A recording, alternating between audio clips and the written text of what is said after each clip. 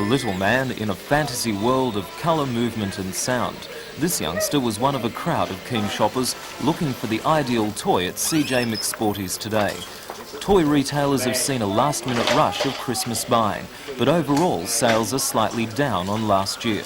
The problem is that, unlike the past 2 years, when Cabbage Patch dolls and Transformer robots were the craze, this year there is no single toy which has excited young imaginations. Still, some toys have proven particular favourites this Christmas. And number one on the toy top 10 is probably this monster, Voltron, Defender of the Universe. Voltron can be pulled apart and turned into half a dozen different fighting machines. And this year, teddy bears have come back into fashion, but these days they don't just sit on the end of your bed. They now talk and even play music to you.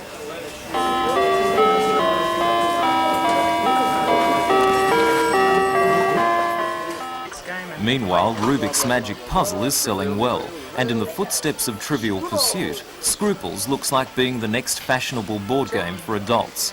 Playmobil, which is a bit like a French Lego, has been a surprise hit, and dolls and robots of every kind are selling well. My personal favourite was this canine creation from Hong Kong. Come on, Father. Look, over there. See? When I was a kid, my favourite toys were model cars, and despite all the space-age robots, this Christmas toy cars are selling as well as ever. And perhaps the message for parents and children and toy retailers is that the simplest ideas are often the best.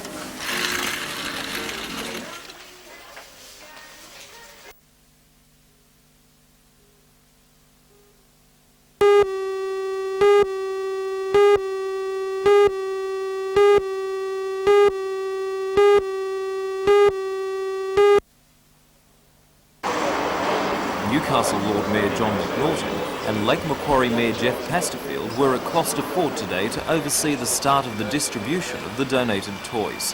They began loading the toys into the back of the ute, helped by representatives of sponsors 2HD, Westpac, Closter Ford and NBN. The major welfare agencies also joined in. The Smith family, St Vincent de Paul, the Salvation Army and the Newcastle City Mission will distribute more than 10,000 toys that have been donated by people all around the Hunter. Toy appeals have a long history in this region, but the combination of the Newcastle and Lake Macquarie councils has ensured continued success.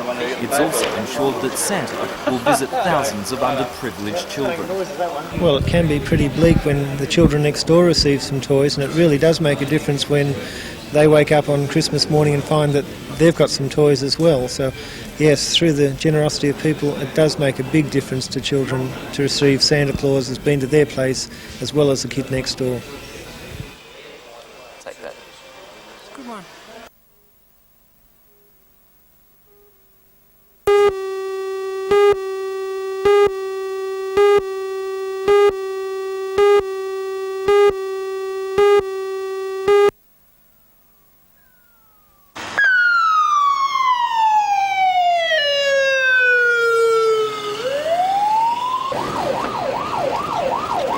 In Newcastle, 25 paramedics man 2 intensive care ambulances 24 hours a day, 7 days a week. Every shift a paramedic team is called to an average 4 or 5 cases, the primary role of the team being to stabilise ill and injured patients so they can be transported safely to hospital. Often this means, quite literally, bringing patients back from the dead. Records show that 35% of cardiac arrest cases attended by paramedics have been revived. You just move aside there for a moment. Okay. All right, everybody clear? Paras say this result could be better if more people knew how to apply cardiac resuscitation techniques. The paramedics' most visible role is in the front line of the road accident battlefield.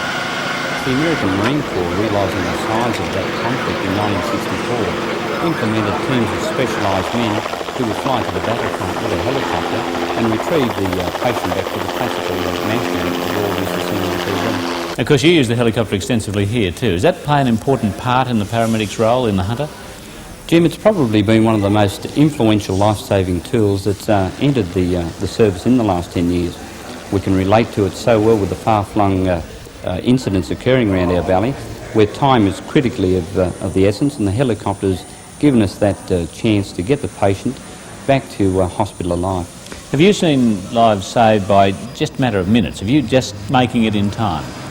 Yes, and we're seeing that week in, week out, and incidents that graphically come to mind are head-injured patients who are laying out in the back blocks where they have compromised airways, and these are being treated by the ambulance paramedics arriving on the helicopter just in the nick of time. And these people are being retrieved to hospital and ultimately able to walk out alive.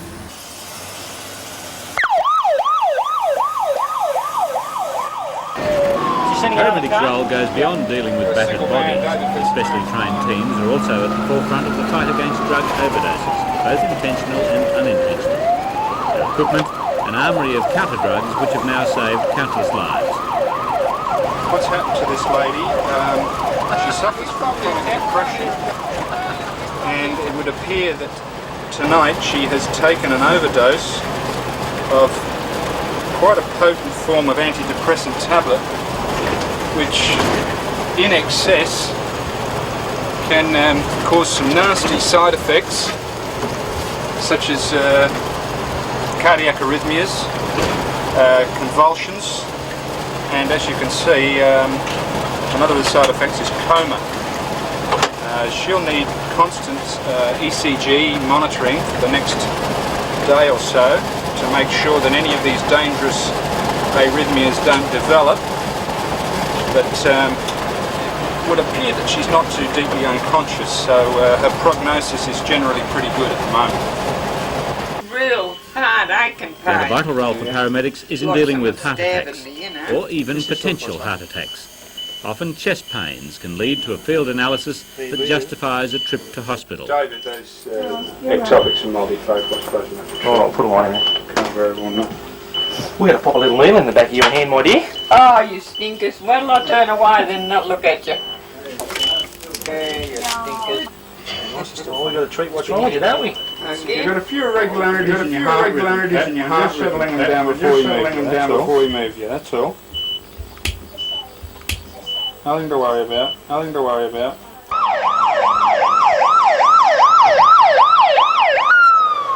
To maintain paramedic status requires not only intense initial study, but constant re-examination by medical authorities.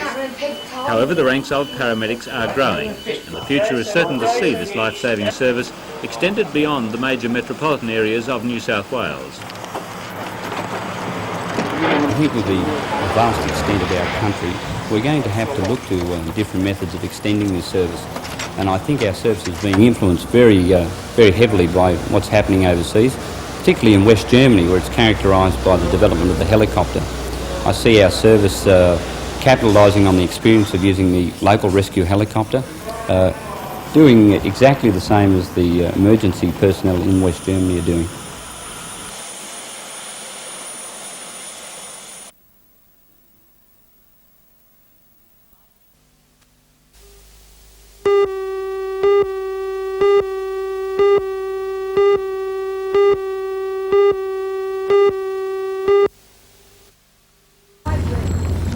John's original steam circus has just acquired this new big top, and in keeping with circus tradition, a blessing the tent ceremony was mandatory. Diamond John called on the services of Father Clive McGill from Bishop's House in Maple, and many of the performers, dressed in costume, were eager to receive his blessing. During the service, some holy water was sprinkled on the tent. Most circus people agree there is good reason for the blessing service. Well, it's a tradition dating back 200 years that whenever there's a new tent, bigger, brighter and better, or an arrangement of tents, in this case 2 tents instead of 1, we have it blessed. Always it's been by a Catholic priest or a bishop. Do you think that circuses are outdated? No, there was a time when television first came in black and white, when the mums and dads had all seen television, so they'd all seen circuses, so they stayed home and watched television. Today, television's 30 years old, and the children have been brought up with colour television, so they want to smell a lion, they want to go and have a look at a camel, they want to see them perform, and they want to meet a friendly monkey, and that all happens in circus. It can't happen on television. So you're saying if you're wondering where Diamond Jim got his name, take a look at these. These diamonds are soon going to be set into his teeth. Once the ceremony was over, the clowns were keen to move from their places. They somersaulted, twisted limited and generally clowned around. While in Newcastle, former journalist Tex Russell, who is the circus whipcracker, will try to set a world record by cracking 14 whips at once. Other performers, such as the surplus juggler, the plate spinner and the globe of death rider, were happy to get some pre-performance practice. The circus gets underway tonight for a 3-week season at the International Sports Centre. Some of the animals are finding the waiting around a bit stressful. Tarzan the monkey certainly had enough of Boo the Poodle and Basilicus, while Princess and Goldie the lions were just feeling generally snappy.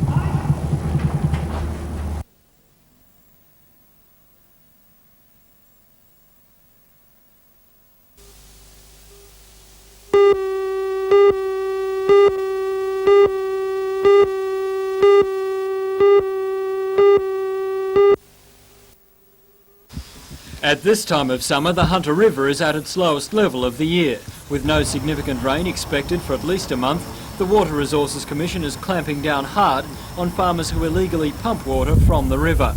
Earlier this month, the Commission launched a blitz on irrigators between Glenbourne Dam and Maitland. The result of that was that out of 76 pumps operating, 28 were doing so illegally. Under rules introduced during the serious drought of 82-83, irrigators must order water flows up to 5 days ahead. The Commission's District Engineer, Bob Hall, says many irrigators in the Upper Hunter are ignoring the rules, and it's the users downstream who are suffering. The penalty for breaking the rule can be loss of licence for good. There's no doubt in the world that if these people continue doing what they're doing now, they will be, their licences will be suspended and prosecutions will take place.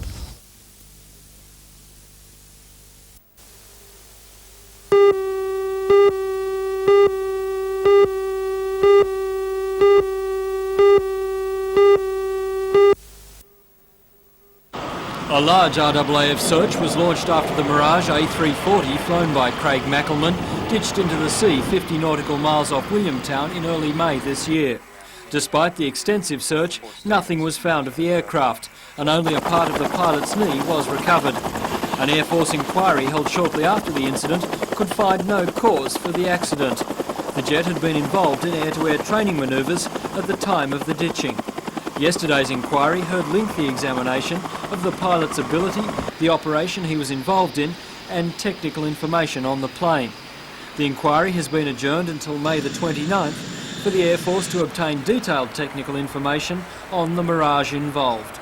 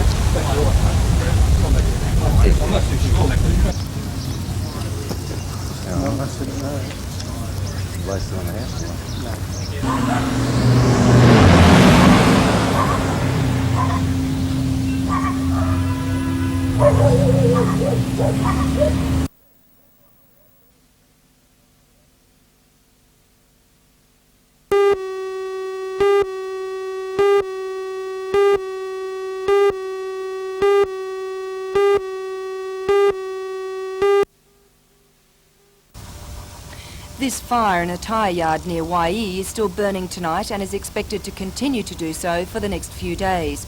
It was first noticed by the Bushfire Brigade at about 10 o'clock last night. About 30 firemen battled throughout the night to bring the blaze under control. The tyres are owned by Harry Anning, who collects them for recycling. Firemen estimate that about 80,000 tyres have gone up in smoke in the past 20 hours. These metal fibres are all that remains of the steel-belted radials. Black pools of smoke continue to billow from the site as the fire is left to burn itself out. The fire is just one of many which have occurred in the area over the past few days, and firemen suspect that the fires were deliberately lit.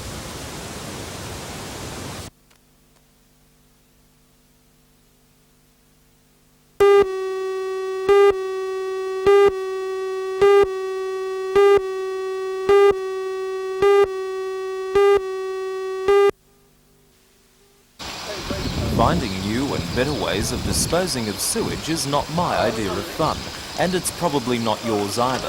But for Catherine Harris, it's been a valuable professional challenge. For the last 5 years, Cathy has been studying for her chemical engineering degree at Newcastle University, while working as a trainee for the Hunter District Water Board. As a final year research project, Cathy has been working on the pilot sewage treatment plant at Burwood Beach. The Water Board will build a full-scale version of the plant when the new tunnel outfall is completed. Cathy's efforts to improve the treatment process have won her the respect and admiration of her fellow workers.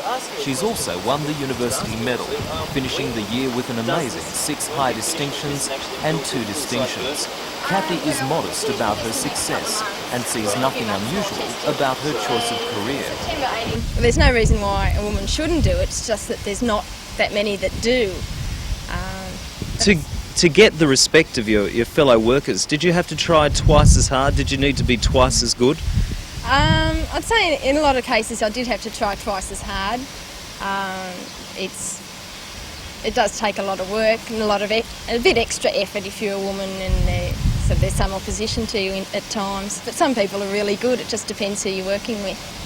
You've done a lot to make this sewage treatment system.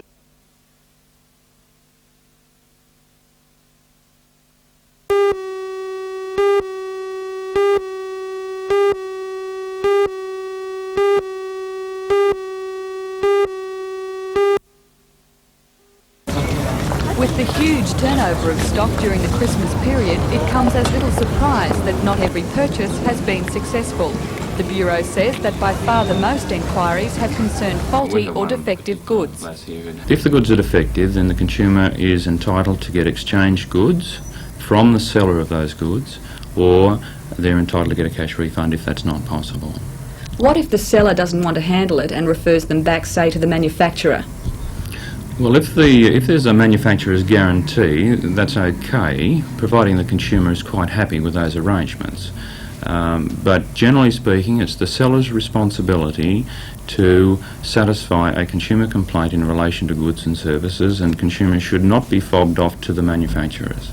What if the goods aren't faulty? Say they're a Christmas present and the receiver doesn't like them.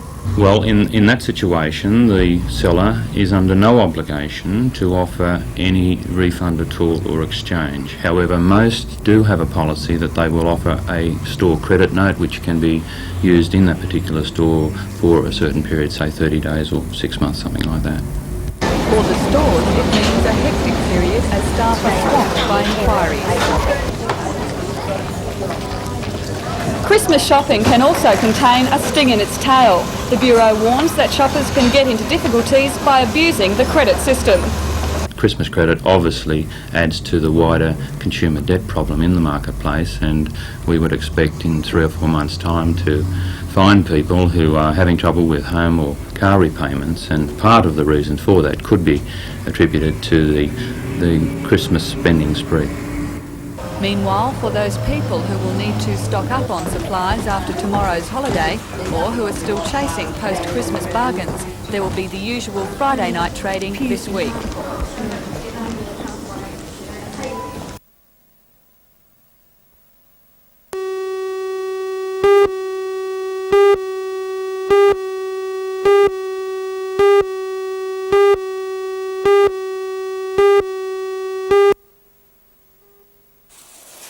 This holiday season, most of us have enjoyed the pleasures of home and family. But it's worth remembering that many people in Newcastle don't have a home to go to. For example, the region's youth refuges are full to overflowing. And here in Wickham, the Salvation Army is doing its best to take care of the rising number of homeless men. The hostel has been caring for the homeless since 1949, but in recent years the average age of the men has fallen from the 40s to about 30. One reason for that is unemployment, but the men are also here because of alcohol or other drug addiction, family problems and financial difficulties. In summer, the hostel is often a quiet place, but in winter or when it rains, the homeless come in from the cold and more than fill the 24 beds. The priority of the Salvation Army is to teach the men to better manage their lives. During this International Year of Shelter for the Homeless, the Salvos will establish a halfway house to help these men back into the community. I think one of the greatest things is the endeavour to instill into the homeless person the ability to learn living skills that they haven't been able to acquire before, such as the ability to handle their money, their time, and generally give them some purpose in life.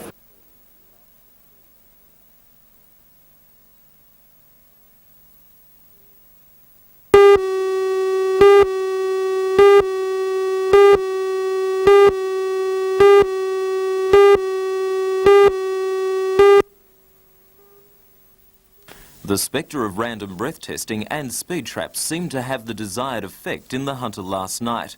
Less than 20 people were charged with being drunk and disorderly. Between 7 p.m. and 7 in the morning, 369 people were breath tested in the Newcastle Police District, but only 15, or just under 5%, were charged with drink driving. 84 motorists were charged with speeding offences, and police say that generally the problem was no worse than an average Friday or Saturday night. Head of the Newcastle Highway Patrol, Terry Devonshire, believes that motorists are beginning to drive more responsibly. We do not have the personnel to guarantee their safety, and it's up to them to take the initiative to exercise more care and thus ensure their own safety.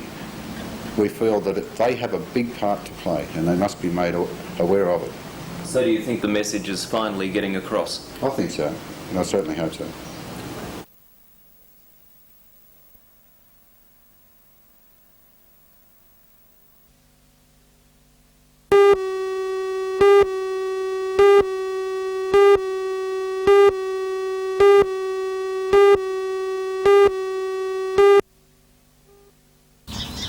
Firemen were called to this house in Blackall Street, Hamilton at 7:30 yesterday morning. When they arrived, they found the dead man's bedroom well alight. They believe the fire started when his mattress caught fire. Despite their efforts to put the blaze out and rescue the man from the blazing bedroom, he suffered burns to his entire body. Paramedics took the man to the Royal Newcastle Hospital, but he died late yesterday afternoon in the intensive care ward. Investigations are continuing into the cause of the fire. It's believed the man may have been smoking in bed.